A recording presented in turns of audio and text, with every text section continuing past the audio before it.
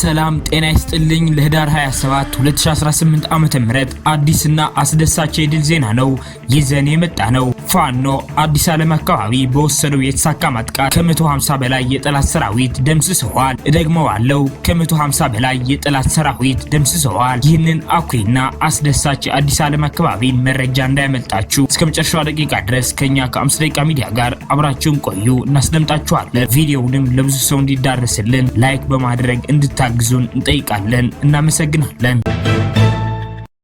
በባርነት ውስጥ ያለ ጸጥታ ሰላም አይባልም። ያዟት ሸቃል። ሰላም ማለት በባርነት ውስጥ ያለ ጸጥታ አይደለም። ጸጥታ ያለው ሰላም አይባልም። እሱ ሰላም አይደል። መቼም እንደፈለገ እንደበጎ በልጓሙ የሚያንቀሳቅሰን ሳይሆን በነፃነታችን የምንኖርበትን ሁኔታ ካልፈጠርነ ያ ሰላም አይባልም። ሰበር ዜና።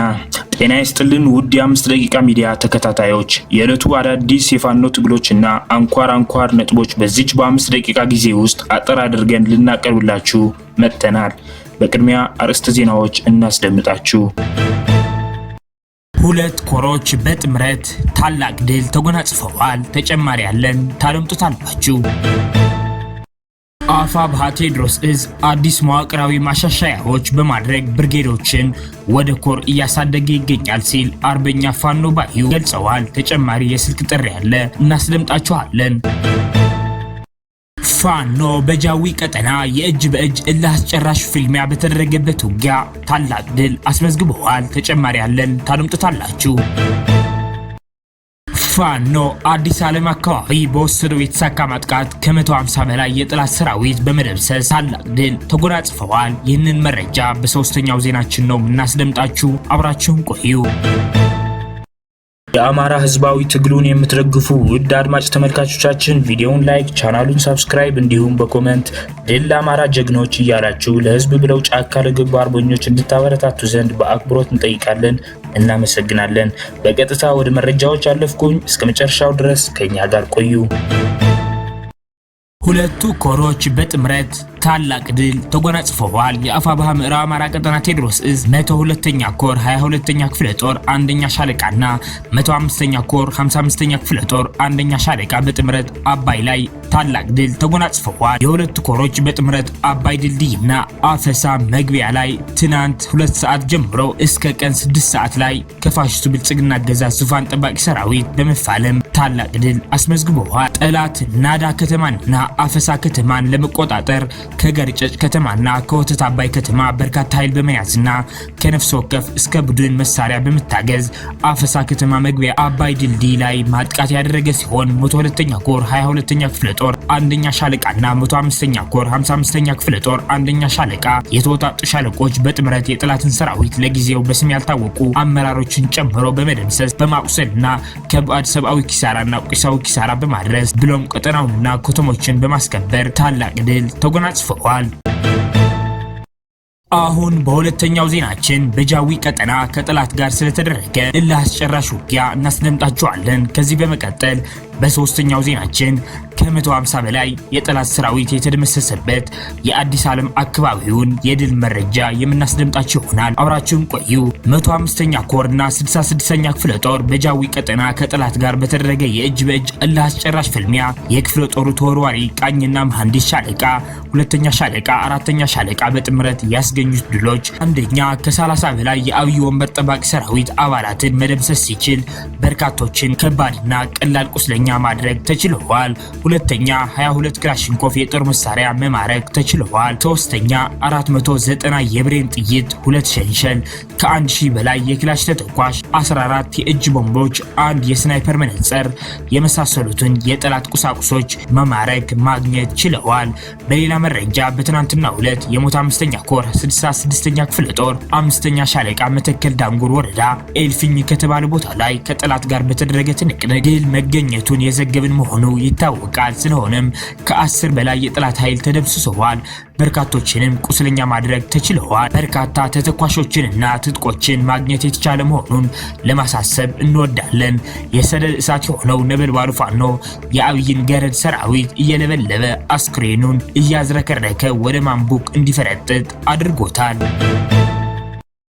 ወደ ሶስተኛው ዜናችን ስናሳልፋችሁ ፋኖ አዲስ ዓለም አካባቢ በወሰደው የተሳካ ማጥቃት ከ150 በላይ የጠላት ሰራዊት በመደምሰስ ታላቅ ድል ተጎናጽፈዋል። ልማደኛው ደጃዝማች አራተኛ ኮር በመተማ ወረዳ ሽመለ ጋራ ቀበሌ በትናንትናው ዕለት ከቀኑ 9 ሰዓት ጀምሮ አዲስ ዓለም አካባቢ በሶስት አቅጣጫ የመጣውን ፋሽስቱ አገዛዝ ወታደሮች ላይ ጠንካራ ጥቃት በመክፈት ከፍተኛ ሰብአዊና ቁሳዊ ጉዳት አድርሰዋል። ከ6 ክፍለ ጦር የተወጣጣ የበላይ ዕዝ አራተኛ ኮር ሰራዊት በወሰደው የተሳካ ማጥቃት ከ100 በላይ ሲደመሰስ ከ55 በላይ ቁስለኛ ሆነዋል። በተጨማሪም ሲጓጓዝበት የነበረው ተሽከርካሪ በተሰነዘረበት ጥቃት ከጥቅም ውጪ ሆነዋል።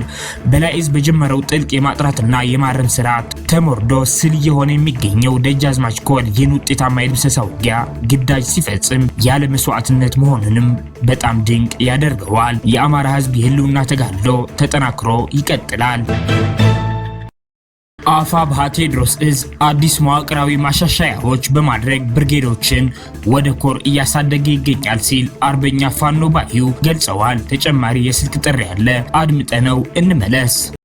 እጅግ በጣም አመሰግናለሁ።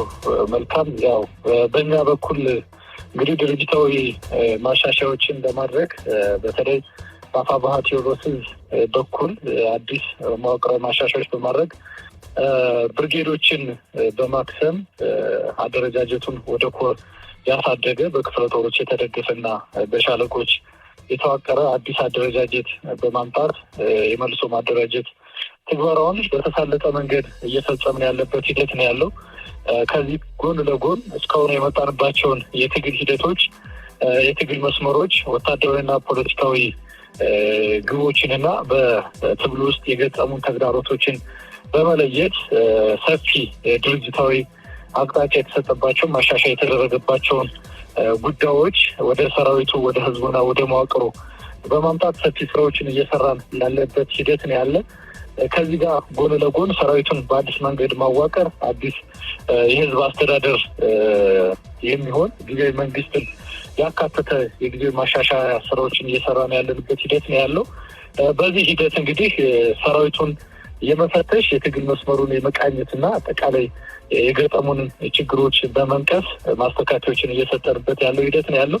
ከዚህ ጋር በተያያዘ እንግዲህ በሰራዊታችን ውስጥ ተሰግስገው የተቀመጡ የጠላት ተልዕኮ ተሸክመው የሚንቀሳቀሱ አካላትን ጭምር ሳይቀር የመለየት የመመንጠር የጠላትን ሴራዎችና የተዘረጉ መረቦችን ሴራ መረቦችን የመበጣጠስ ሂደቱን በዋናነት በአንክሮ እየሰራንበት ያለው ሂደት ነው ያለው። በዚህ ደረጃ በተለይም በ206ኛ ኮር የ14ኛ ክፍለ ጦር የጅበላ ሙተራ ሻለቃ በተለየ መንገድ ከፍተኛ ችግር ያስተናገደበት ሂደት ነበር የነበረው። ከዚህ በፊት ጠላት ረጅም እጅ አስገብቶ ሰራዊትን እርስ በርስ ለማጋጨት ሙከራ ያደረገበት፣ ከዛም ጎን ለጎን ደግሞ በተለያዩ መንገድ ሰራዊት አባላቶችን በገንዘብ በማማበል ለማስከዳት ሙከራ ያደረገበት ሂደት ነው ያለ።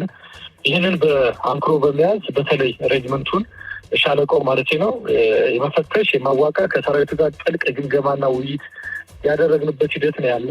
በዚህ ደረጃ በሰራዊቱ መካከል ተቀምጠው የጠላትን እኩይ ተግባር ይዘው ሰራዊት ሲያፈርሱ የነበሩ ትግሉን ሲረብሹና በጠላት ተልዕኮ ምክንያት በማህበረሰቡ ላይ ያልተገባ ትርክት የሚዘነዙ ማህበረሰቡን ሃይማኖታዊ፣ ባህላዊና እንዲሁም ታሪካዊ እሴቶችን የሚሄድ አስተምሮም የሚነዙ ከፍተኛ የሆነ የገንዘብ ምዝበራ የሚያደርጉ ከ21 በላይ የህብረተሰብ ክፍል ጭምር ስርቆትና ዘረፋ የፈጸመ ከ700 ሺህ በላይ ድርጅታዊ ተልዕኮ ተሰጥቶት የተሰበሰበ ገንዘብ የዘረፈ የድርጅት አባል አግኝተናል።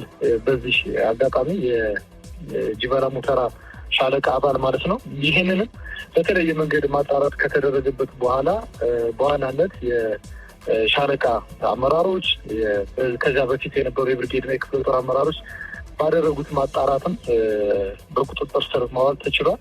በርካታ ወንጀሎችን በትግሉ ስም በሰራዊቱ ስም ሲፈጽም የነበረ ነው። እንግዲህ ዳንኤል የሚባለው ልጅ ማለት ነው። ከዚህ ጋር በተያያዘ የደረሱበትን በርካታ የደረስንባቸውን አጣርተን የደረስንባቸውን መረጃዎችና ማስረጃዎችን አቅርበን በሰራዊቱ ፊት ተጠይቅ አቅርበንበት ሙሉ ለሙሉ መከላከል ያልቻለበት ሂደትና ያጠፋውን ጥፋት ያመነበት ሂደት ነው ያለ። በዚህ ሂደት እንግዲህ በሰራዊት መካከል ግጭት እንዲፈጠር የተለያዩ ሀሳቦች በመሰንዘር በርካታ የሚባል ቅስቀሳ በማድረግ በሰራዊት መካከል ግጭት እንዲፈጠር ያደረገ ነው።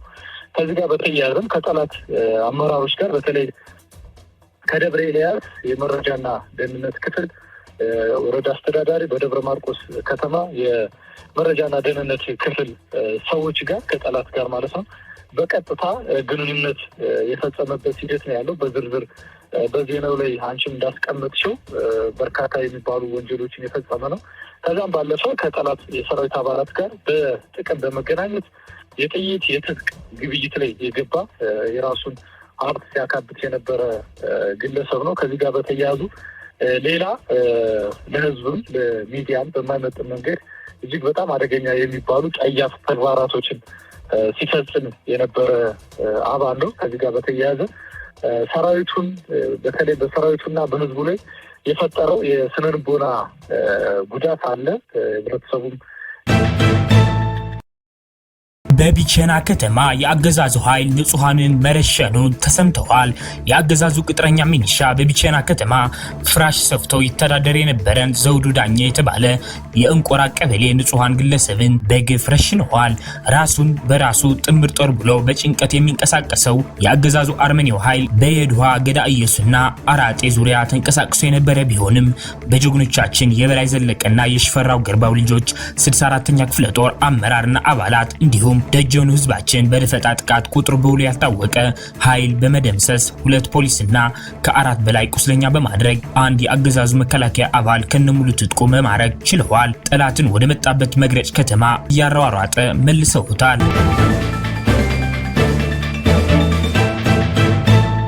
አድማጭ ተመልካቾቻችን ለሰዓቱ የነበሩን የ5 ደቂቃ ዜናዎች እነዚህን ይመስላሉ። በቀጣይ የምንሰራቸው ዜናዎች እንዲደርሷችሁ ቻናሉን ሰብስክራይብ በማድረግ እንዲሁም የደወል ምልክቷን በማብራት ቤተሰብ እንዲሆኑ እንጠይቃለን። እናመሰግናለን።